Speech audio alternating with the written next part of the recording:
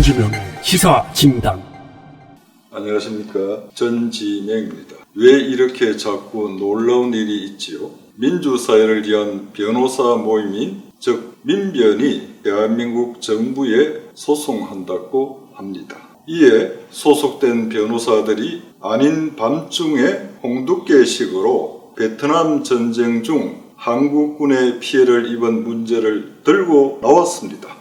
바꾸어 말해 베트남 민간인들을 대리해 대한민국 정부를 상대로 손해배상 소송을 내기로 했답니다. 놀라운 일이지요. 민변은 이미 2017년부터 이에 대한 일을 준비했답니다. 베트남 전쟁 시기 한국군에 의한 민간인 학살 진상규명을 위한 태스크포스 팀을 꾸려 활동해 왔습니다. 그리고 올해부터 베트남 민간인 피해자들을 대리해 우리 정부를 상대로 손해배상 청구 소송을 진행하게 된 것이죠.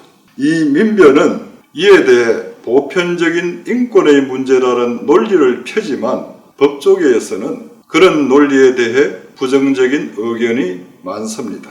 법조계 그 의견을 제가 요약해 보면 이렇습니다. 전쟁 범죄는 국제법으로 국가끼리 조약을 통해 배상금을 지급하고 피해자 배상은 국내적으로 해결하는 게 관례이지요.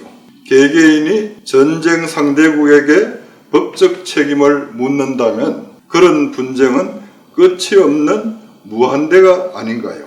민변의 말대로 보편적 인권의 문제라면 6.25 전쟁으로 직간접 피해를 입은 수많은 민간 피해자까지 모두 북한을 상대로 소송을 해야 하는 게 사리에 맞지 않나요? 그럼 소송 천국이나 소송 지옥이 되겠지요. 자, 여러분, 그렇다면 실로 여러 가지 느낌이 오가지 않습니까? 어떤 느낌이 드십니까?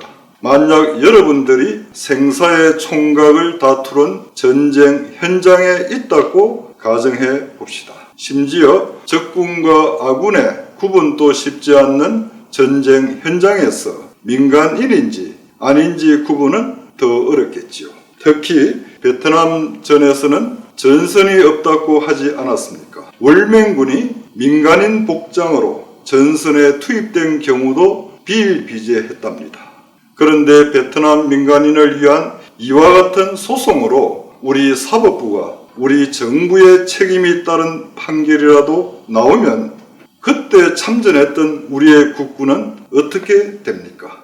결국 자기 얼굴에 침 뱉는 꼴이 아닌가요? 과거에는 월남전으로 불렸던 베트남전의 자유를 지키려고 파병된 국군 장병들을 우리 사법부가 전쟁 범죄자로 만드는 꼴이 아닌가요?